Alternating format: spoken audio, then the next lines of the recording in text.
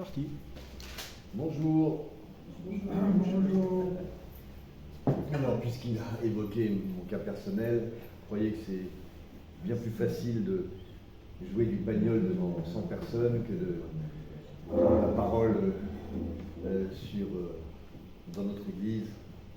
Et je suis conscient à chaque fois, comme mes frères qui partagent cette charge de la responsabilité qui est la nôtre, et de toute l'humilité dont on a besoin pour arriver devant vous en espérant que ce qu'on va vous dire sera utile et bénéfique.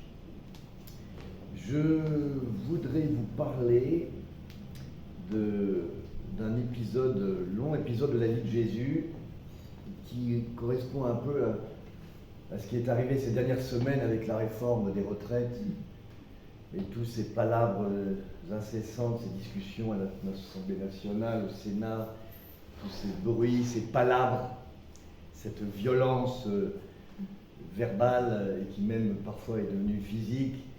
Je trouve, et vous le savez, je n'invente rien, que notre monde est extrêmement compliqué pour régir la vie des hommes, pour que des humains, que tout le monde puisse s'entendre et que ça puisse à peu près fonctionner. C'est tellement de concessions, de négociations, d'avis divers. Mais c'est comme ça. Les relations entre les hommes et les femmes entre nous sont ainsi faites. Et on a inventé pour ça la démocratie, qui est, comme disait Churchill, qui est le pire des systèmes. Mais il n'y en a pas d'autres, sinon on tombe dans les dictatures.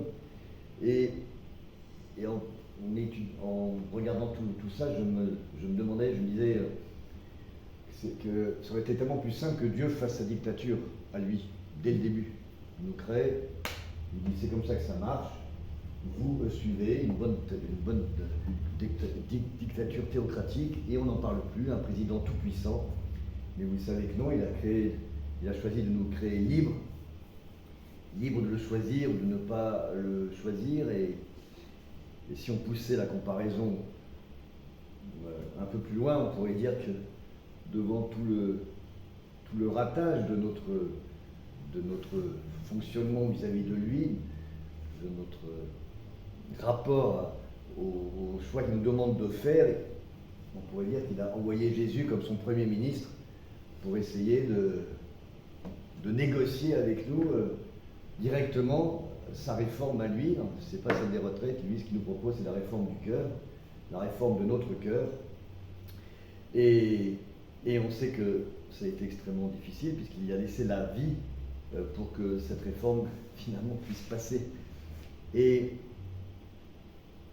il y a tout un épisode dans les chapitres de Matthieu 21 et 22 où en fait on assiste aux tentatives de Jésus de rentrer dans le monde des hommes, de ne rien leur imposer, mais de leur expliquer par le débat, par la négociation, par l'explication, par la pédagogie, le grand mot à la mode, ce qu'il attend de nous, ce que nous devons être par rapport à lui. Et c'est de ces deux chapitres dont j'aimerais parler aujourd'hui, bien sûr rapidement, parce qu'ils sont bien longs, pour essayer de voir les leçons qu'on peut en tirer, et surtout ce qu'on peut faire avec Dieu et ce qu'on ne peut pas faire. Où se situe la limite de la négociation, ou la limite de la discussion, et on parlait de Job, et on est en plein dedans. À quel moment il faut quand même rendre les armes face au pouvoir suprême qui est celui de Dieu. Alors, j'ai intitulé ça « Le grand nettoyage », non pas en rapport avec toutes les poubelles qui s'amoncellent dans toutes les rues de nos villes, mais que nos poubelles intérieures sont aussi assez volumineuses, et il y a là aussi un grand nettoyage à faire. Donc au début du chapitre 21, nous sommes donc la nouvelle entrée de Jésus à Jérusalem, qui va être en fait sa dernière entrée. Et vous savez que il va, une fois que le jour des rameaux est passé, etc., il va tout de suite être confronté à une première violence, celle du temple occupé par les marchands, et c'est lui qui, donc en Matthieu 21, 12, va chasser les vendeurs du temple et va d'entrée donner le ton de sa réforme. je viens avec des arguments puissants. Jusqu'ici, j'étais là, vous n'avez pas trop entendu. Là, je reviens définitivement au cœur de l'Assemblée des hommes qui est Jérusalem. Et d'entrée, je vous dis que ce que vous faites dans mon temple ne fonctionne pas, puisque vous en avez fait un temple de voleurs. Je n'y reviens pas. Mais d'entrée, il place le cursus très haut en disant, en étant au cœur même de la machine, ce qui s'y passe ne correspond pas à ce que Dieu avait prévu. Ensuite, nous avons un peu plus tard, juste après la parabole du figuier stérile. Et là encore, il est absolument intransigeant, puisque comme il voit que le figuier n'y trouve que des feuilles, qu'il n'y a pas de fruits qui ont poussé, eh bien, il le dessèche sur une simple volonté de sa part. Donc là, en deux premières actions, il montre que sa réforme à lui, elle va être intransigeante, elle va placer le curseur très haut, et qu'il va falloir comprendre ce qu'il dit, l'accepter, parce qu'il n'y aura pas l'espace de négociation ne va pas être extrêmement ouvert. Et à la suite, au verset 23 et 27, il va dans le temple et des sacrificateurs lui demandent au nom de qui prend-il ses décisions, au nom de qui condamne-t-il ainsi, comme on l'a vu précédemment. Et là, il ne répond pas aux autorités, puisque alors il répondit, il leur dit à son tour, je ne vous dirai pas par quelle autorité je fais ces choses. Et d'emblée, il place le dialogue avec les personnes concernées sur le plan du conflit. Je suis venu pour apporter l'épée, en quelque sorte. Je suis venu vous expliquer de manière précise et nette ce que vous n'avez peut-être pas compris jusqu'à maintenant.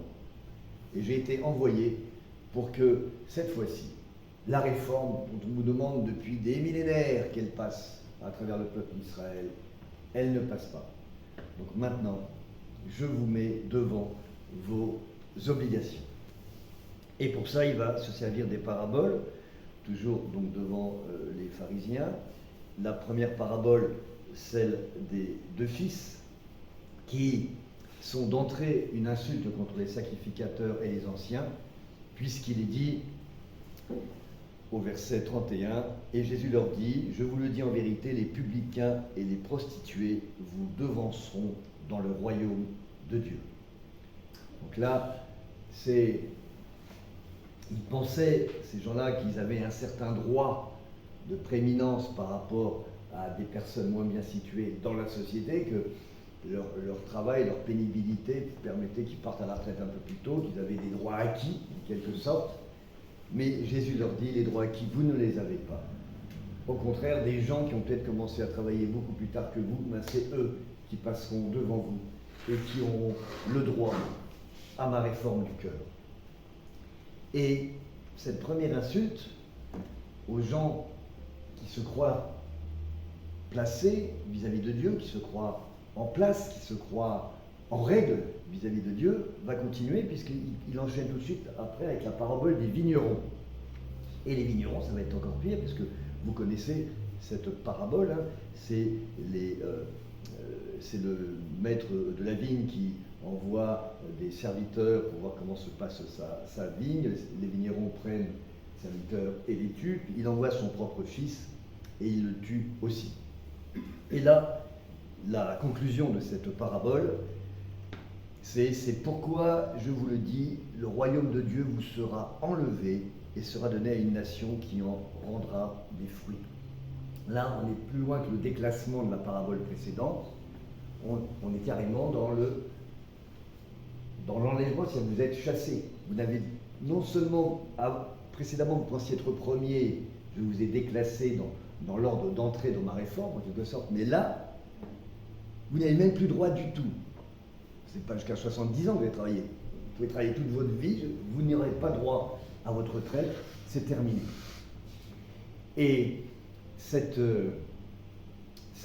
ces attaques continuelles qui ont commencé avec les marchands du temple, là on atteint un point quand même extrêmement violent. Et la conclusion au verset 46, c'est « Il se cherchait à se saisir de lui, à le faire taire, mais il craignait la foule parce qu'elle le tenait pour un prophète. » Ce qui est intéressant de voir, c'est que toutes ces, si on croit les différents évangiles, tous ces épisodes, c'est vraiment des épisodes qui se succèdent, qui se suivent, et on voit très bien, on imagine les différents groupes qui viennent et qui vont voir Jésus ici, là, etc., ou Jésus qui va vers eux, et toutes les tentatives de compréhension d'un groupe vers l'autre, et réciproquement, pour essayer de trouver un terrain d'entente, comme on dirait aujourd'hui, qui soit du gagnant-gagnant. Et là, pour le moment, Jésus met plutôt en place quelque chose qui s'appelle du gagnant pour lui et du perdant pour tous les autres. Et on arrive au chapitre 22, qui commence aussitôt, mais toujours dans la continuité, avec la parabole du festin des noces. Alors, je ne reparle pas des paraboles plus que ça, parce qu'on a déjà beaucoup traité précédemment, et vous les connaissez.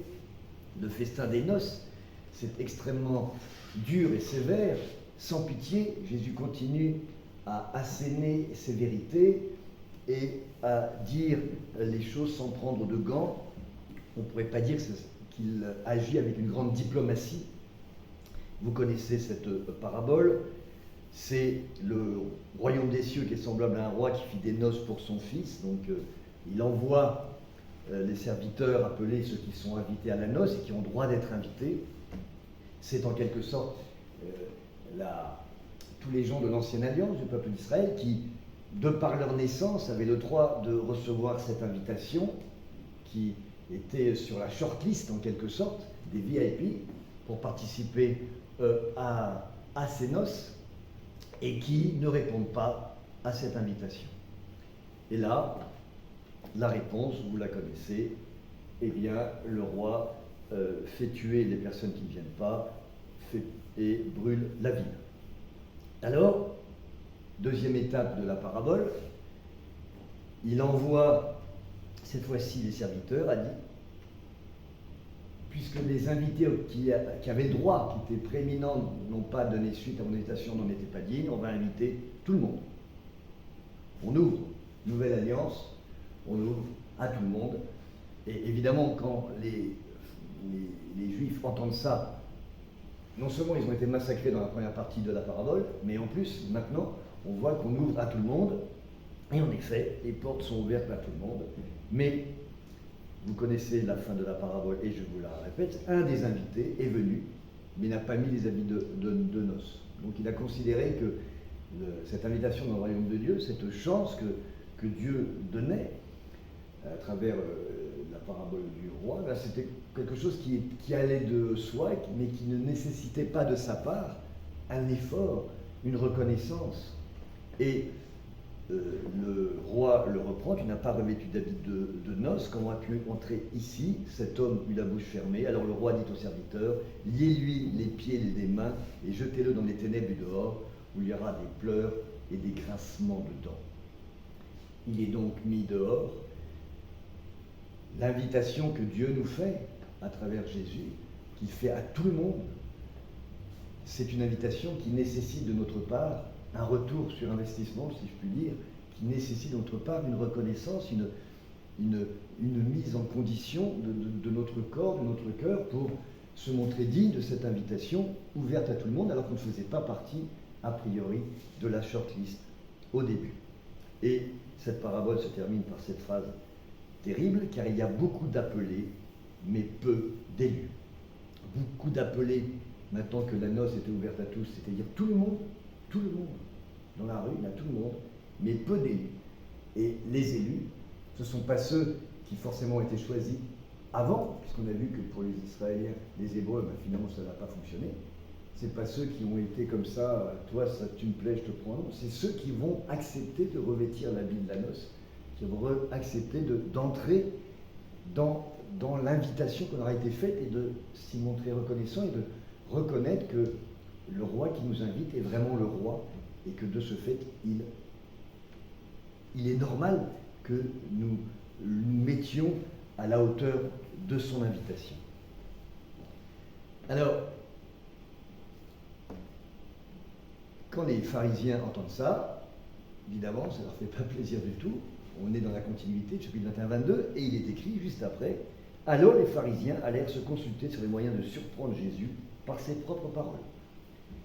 Puisqu'ils ne peuvent pas l'intercepter physiquement, parce que la foule est encore très présente et le protège, et ça serait une erreur politique que de faire esclandre en plein Jérusalem, comme il ne peut pas le faire taire sur tout ce qu'il raconte, parce qu'ils n'ont pas les arguments pour, parce que c'est lui qui tient le récit en quelque sorte, il est maître du récit. Donc ils vont se dire, on va faire une autre attaque en quelque sorte pour le déstabiliser. On va essayer de le discréditer par ses déclarations, par ses incohérences. Je fais juste une parenthèse, ça n'a pas changé. Je reviens à mon histoire de la réforme des retraites. Tous les anti-réformes ont tous sorti la déclaration de M. Macron de 2021-2019, où il disait que la réforme qu'il vient de mettre en place était absolument absurde et n'avait pas le moindre sens. Alors, hors contexte, je ne rentre pas là-dedans, mais c'est tout à fait logique, humainement et politiquement, d'essayer de ressortir des déclarations ou de prendre au piège de déclarations contradictoires quelqu'un pour que son discours, du coup, s'annule, puisque si tu dis tout et son contraire, eh bien, ça n'a pas la moindre valeur. Donc, première étape, pour essayer intellectuellement de discréditer Jésus, ils envoient auprès de lui leurs disciples avec des Hérodiens. Donc les Hérodiens, c'était les représentants du roi Hérode. Et donc ils y vont, eux, le pouvoir spirituel, et les représentants d'Hérode, le pouvoir terrestre. C'est du lourd. Là, on va négocier, puisqu'on a entendu tout ce que tu nous as dit sur tes paraboles, tout ce que tu as fait, tout ce que tu as, etc. Maintenant, on a compris, alors parlons, on s'assoit et on discute. Quand je vous disais que Dieu est un adepte de la démocratie, c'est quand même pas mal, parce qu'il aurait vraiment pu envoyer les gens et lui dire, écoutez, ça, non, vous voulez discuter, on va discuter. Vous voulez me parler, on va parler. Venez. Et là, il parle avec le pouvoir spirituel et le pouvoir temporel. Et c'est le fameux épisode du tribut à César. Tu rendras à Dieu ce qui est à Dieu, et tu rendras à César ce qui est à César, qui est la réponse qui va évidemment scotcher complètement les pharisiens et les hérodiens, au point qu'au verset 22, étonnés de ce qu'ils entendaient, ils le quittèrent et ils s'en allèrent. Première tentative de déstabilisation par la contradiction, et le piège était très très bien mené. Il répond, regardez ce qu'il y a sur votre pièce de monnaie, donc rendez à César ce qui est à César et à Dieu ce qui est à Dieu, ce qui renvoie chacun à sa propre conscience. Quand on lit cette histoire-là, nous avons tous, non pas sur des pièces de monnaie, mais dans nos existences, plein de moments où c'est pas facile de faire la différence entre ce qui appartient à Dieu et ce qui appartient à César, et c'est à nous de savoir faire la différence, savoir où est le fil, quand on rentre, quand on empiète sur le champ de Dieu, ou quand on empiète sur le champ de notre vie quotidienne. Alors, deuxième tentative, puisque ça ne marche pas, ils viennent de s'en aller, ils envoient les Sadducéens. Le même jour, les Sadducéens, qui disent qu'il n'y a point de résurrection, vinrent auprès de Jésus et ils posèrent cette question. Alors, les Sadducéens, c'était dans le Sanhédrin, dans les grands organes du gouvernement des Hébreux, en quelque sorte.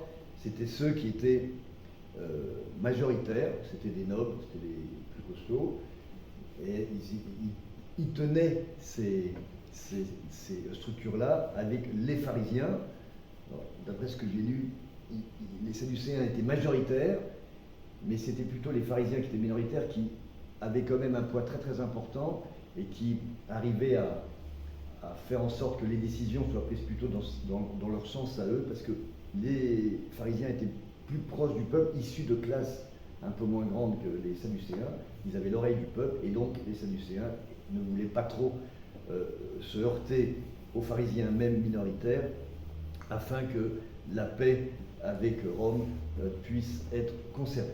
Donc ce sont des groupuscules politiques qui ne s'entendent pas forcément très bien, mais qui ont un même objectif.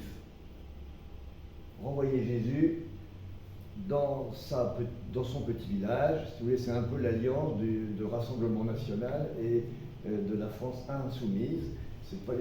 C'est pas vraiment la même façon de voir les choses, mais l'objectif est le même. Et là, après le ratage des pharisiens et des hérodiens, les sadducéens montent au créneau pour essayer de piéger Jésus. Et c'est l'histoire que vous connaissez aussi parce que les sadducéens ne croyaient pas à la résurrection, contrairement aux pharisiens, et donc ils vont proposer cette énigme en quelque sorte, l'énigme du Sphinx. Si quelqu'un meurt sans enfant, son frère épousera sa veuve et suscitera une postérité à son frère, et donc ils inventent une histoire. Cette femme a épousé un frère qui meurt, donc on doit épouser le deuxième frère, c'est ce que disait la loi, puis le troisième, le quatrième. À chaque fois, ils n'ont pas d'enfants, parce que cette loi a été faite simplement pour que le nom de la famille se perpétue. Donc quand cette femme meurt, après avoir eu les 7 frères consécutivement, quand ils vont arriver au ciel, qu'est-ce qui va se passer? Quand on va ressusciter, ce à quoi ils ne croient pas, eh bien, avec qui va-t-elle aller? Puisque les 7, c'est marqué, l'ont eu. Vous avez l'image. Et c'est donc un gros piège, évidemment. Alors il est amusant de voir que, autant avec les pharisiens qu'avec les sadducéens, à chaque fois qu'ils lui parlent, ils sont extrêmement aimables. Les pharisiens sur le tribut à César: Maître, nous savons que tu es vrai, que tu enseignes la voie de Dieu, selon la vérité, sans t'inquiéter de personne. Les sadducéens recommencent par un Maître. Il y a vraiment les formes qui sont mises pour que le débat ait lieu de façon à peu près polie, civilisée, mais ça n'empêche pas que le piège est énorme. Et Jésus a cette réponse absolument extraordinaire, qui est encore plus forte, et on la connaît pourtant moins bien, je trouve, que tu rendras à César ce qui est à César et Dieu ce qui est à Dieu. Au verset, donc il est dit, Jésus leur répondit, verset 29, « Vous êtes dans l'erreur parce que vous ne comprenez ni les Écritures, ni la puissance de Dieu. » Voilà une réponse qui devrait clore tout le débat. Et une réponse qui est valable pour nous tous et pour tous les gens à qui on parle de Dieu, ou qui nous en parlent, ou qui ne veulent pas nous en parler, etc. Vous êtes dans l'erreur. C'est rare de dire une chose comme ça aux gens. On ne dit plus aux gens « tu te trompes », on dit « je ne pense pas comme toi, je ne suis pas de ton avis ». Donc tu es dans l'erreur. D'accord? Et pourquoi je suis dans l'erreur? Eh bien c'est très simple, tu ne connais pas les Écritures, tu ne les comprends pas, et tu ne connais pas la puissance de Dieu. C'est-à-dire que tu as 2 manières d'avoir accès à Dieu. Les Écritures, la Bible. C'est à disposition, on est dans un pays où tout le monde peut le prendre, donc lis, ouvre et lis, et déjà tu pourras essayer de voir ce qui est dit et les comprendre. Et si tu n'as pas cette possibilité, ou que tu ne veux pas le faire, tu as la puissance de Dieu. Et la puissance de Dieu, c'est la vie qui est autour de toi. Comme vous disiez au début, dans le chant, c'est toi qui as créé ceci, c'était toi, c'était toi, c'était toi. La puissance de Dieu qui éclate dans tout ce qu'on peut voir autour, non pas de ce que les hommes en ont fait, mais dans ce que la nature est, de ce que la vie est, de ce que l'univers est. Et si on ne comprend ni les Écritures, première chance, ni la puissance de Dieu, deuxième chance, eh bien, nous sommes dans l'erreur. Et juste après, il est écrit, Dieu n'est pas le Dieu des morts, mais le Dieu des vivants. Donc ceux qui sont dans l'erreur, qui ni à travers les Écritures, ni la puissance visible de Dieu, ne comprennent la réforme nécessaire et absolue, ils rentrent dans les morts qui n'appartiennent pas à Dieu, car Dieu n'est pas le Dieu des morts, mais c'est le Dieu des vivants. Et pour nous, ça va être une joie absolue. Parce qu'on peut espérer, je l'espère pour moi, je l'espère pour vous, que nous ne sommes pas dans l'erreur.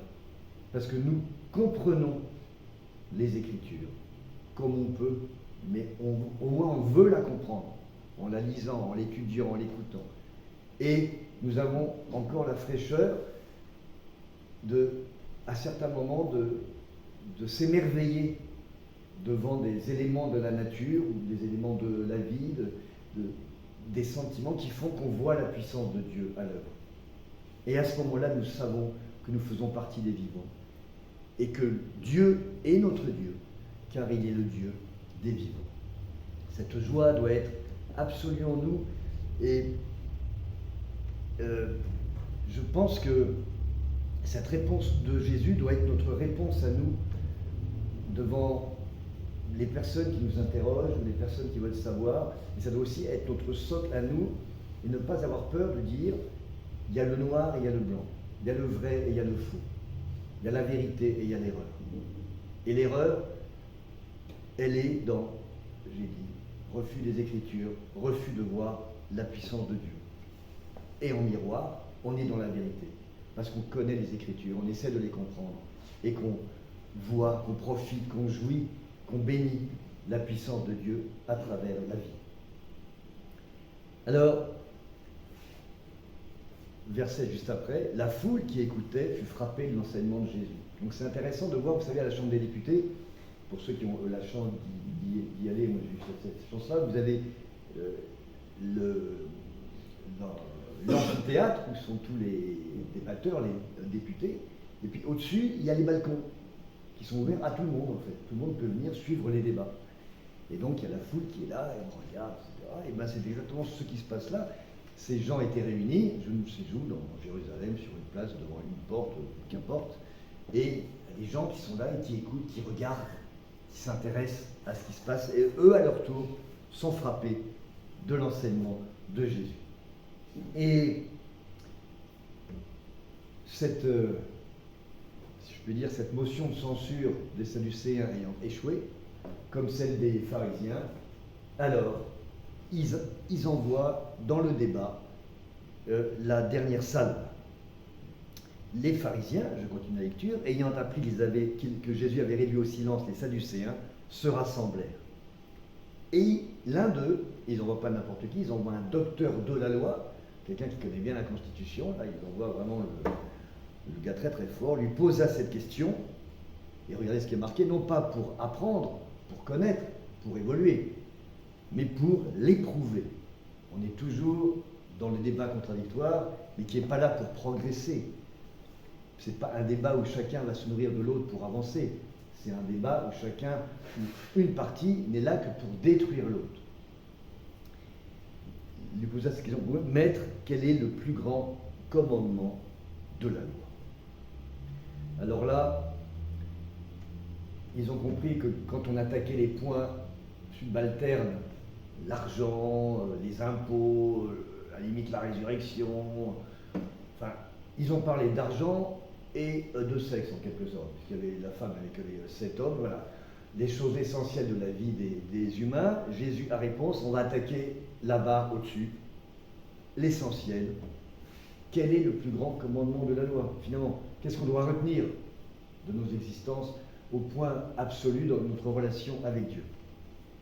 Et ça pourrait être une question que nous posent les gens qui parfois veulent comprendre. Alors, être chrétien, c'est quoi? Allez, ok, je t'écoute, tu me gonfles avec tes histoires, on va prendre 5 minutes, on va pas parler s'il faut aller à la messe, il faut être gentil, pas gentil. C'est quoi la chose, le top du top, pour que tu m'expliques ce que c'est qu'être chrétien?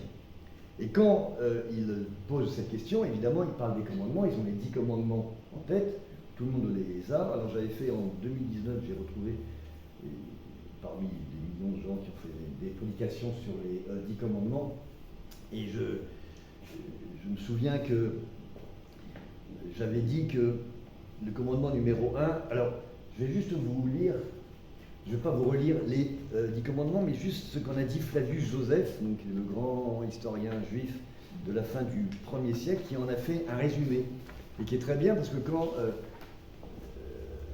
ce docteur de la loi dit quel est le plus grand commandement, les gens qui sont là et toute la foule autour doivent connaître par cœur exactement les textes, sont entendus, puisqu'il y avait une tradition orale, mais voici ce qu'il en dit, nous c'est un petit résumé intéressant. Donc Flavius Joseph, dans les Antiquités judaïques, Tous entendent une voix venue d'en haut, elle leur parvient à tous de manière qu'ils ne perdent aucune de ces 10 paroles que Moïse a laissées écrites sur les 2 tables. Ces paroles, il ne nous est plus permis de les dire explicitement en toutes lettres, mais nous en indiquerons le sens.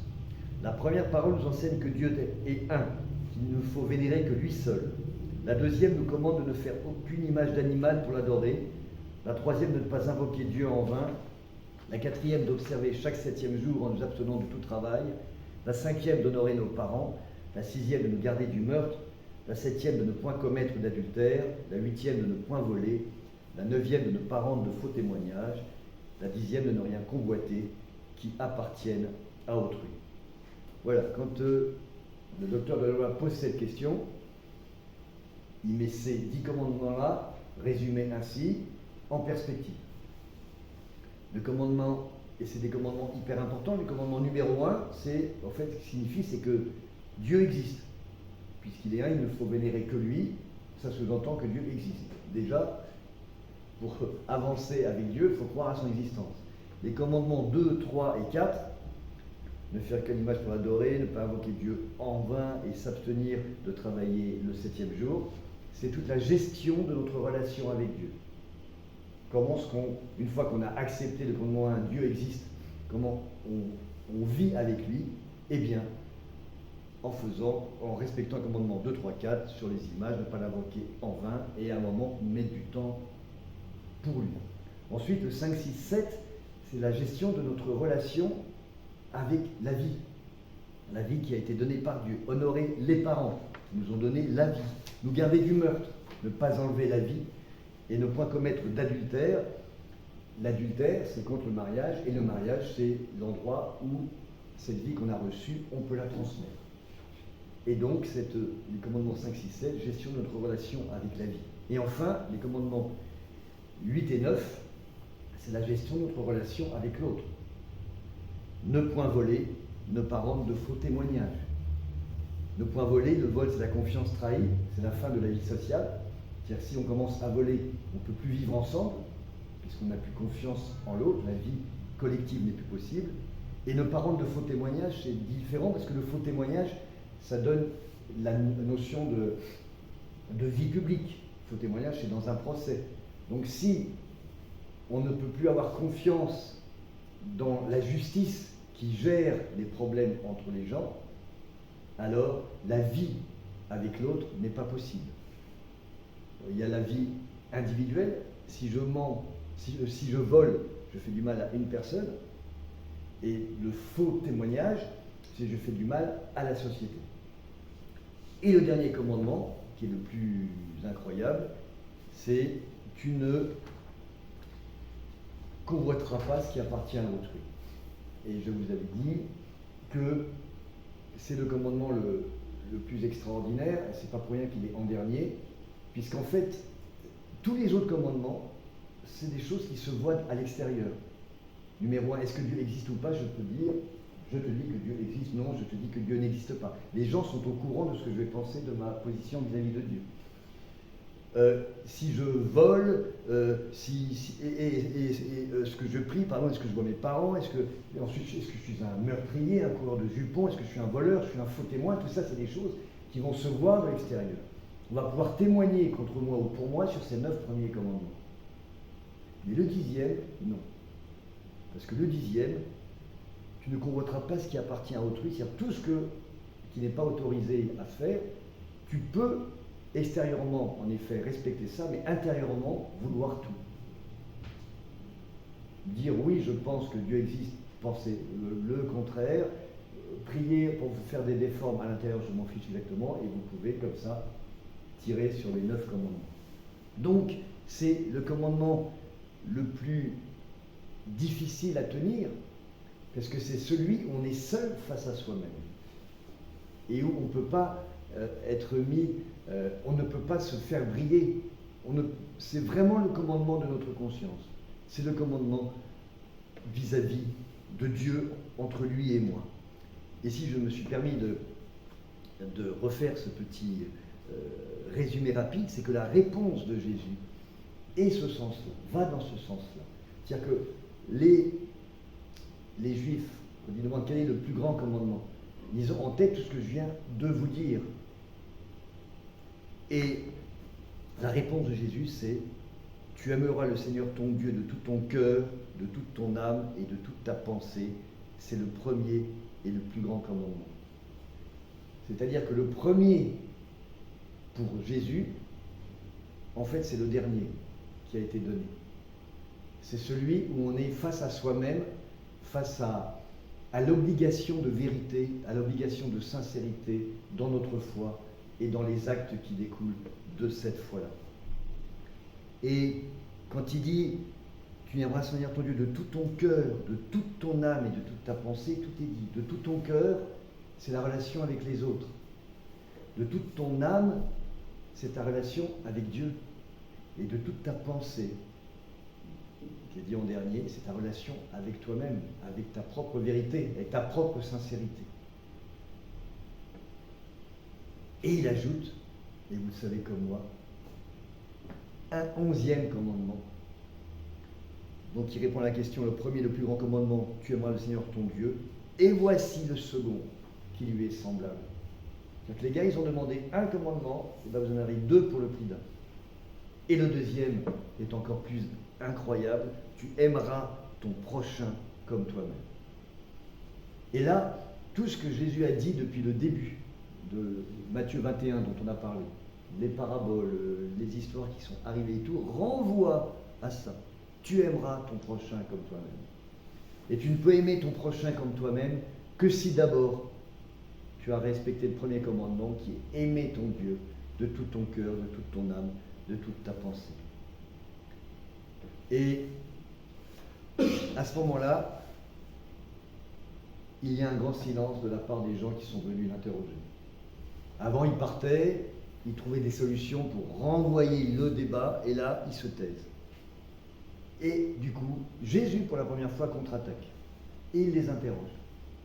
Comme les pharisiens étaient assemblés, Jésus les interroge en disant « Que pensez-vous du Christ? De qui est-il fils ?» Et là, sans se proclamer Christ encore lui-même, il les met sur la voie. Vous m'avez appelé maître, vous m'avez appelé prophète, etc. Moi, je vous parle du Christ. Et vous pensez que c'est qui? Alors, fils de David, etc. Il va leur dire, non, c'est pas le fils de David, c'est plus que ça. Sous-entendu, je suis là, réfléchissez à tout ce que je viens de vous dire. Et la réponse, verset 26, qui clôture le chapitre 22, nul ne put lui répondre un mot. Et depuis ce jour, personne n'osa plus lui proposer des questions. Ils se taisent. Là, Jésus vient de mettre son 49 fois. C'est fini. Les gars, on a fait le débat, le vote, il est impossible. Avec vous, les hommes et les femmes, c'est pas possible de voter. Vous ne serez jamais d'accord. Il y aura toujours un qui va voter pour son intérêt et dire ouais, c'est... Un moment, stop. La démocratie dans notre monde, c'est très bien, il la faut, heureusement qu'on l'a. Mais avec Dieu, à un moment, la démocratie, elle n'est pas possible. Dieu explique, Dieu veut bien débattre avec nous, Job, etc. Il veut bien expliquer. Mais l'erreur, il sait où elle est, la vérité, c'est lui. Et on ne peut pas transiger avec ça. Et à un moment, il dit stop. Je suis le Dieu des vivants, 49.3. Je vote ma réforme du cœur. Vous suivez, merveilleux, venez. Mettez vos beaux habits de noces, venez. Vous ne voulez pas, vous pouvez aller protester dans la rue, brûler tout ce que vous voulez, ça ne changera rien. Parce que j'ai raison. Je suis la vérité. Et vous savez comment ça va se passer la prochaine fois.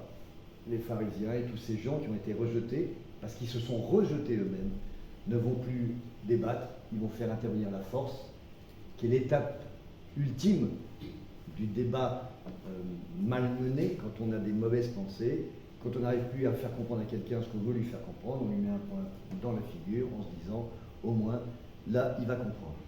Et ça va se terminer sur la croix. Ces 2 chapitres, ils montrent que le grand nettoyage a commencé pour Jésus avec la condamnation des élites qui se croyaient supérieures, qui se croyaient mises à part, qui pensaient avoir tout compris. Et le chapitre après, dont on ne parlera pas, je laisse d'autres le faire, c'est le grand chapitre 23, c'est l'énorme chapitre où il y a marqué 15 fois « Malheur à vous, scribes et pharisiens ». Malheur à vous, scribes et pharisiens. Cette continuité, je dirais, intellectuelle de l'écriture est absolument fantastique. Et parfois, souvent, en premier, on ne fait que des petits bouts. Mais c'est bien de temps en temps d'avoir une vision un peu plus globale, se rendre compte que tout ça rentre dans un contexte historique, mais dans un contexte intellectuel aussi du plan de Jésus, de la patience qu'il prend avec ces gens-là, ou qu'il prend avec nous, pour qu'on soit du côté des vivants. Et qu'on ne soit pas du côté de ceux qui sont dans l'erreur, car ils ne comprennent ni les Écritures, ni la puissance de Dieu. Ma prière pour conclure, c'est que vraiment, qu'on ne fasse pas partie de ce wagon-là, de la mauvaise benne à ordures, celle qui va faire le grand nettoyage, mais qu'au contraire, on puisse profiter de toute cette pédagogie, de tout cet amour, et accepter un moment cette réforme du cœur qui nous est essentielle et qu'on doit porter vers les autres.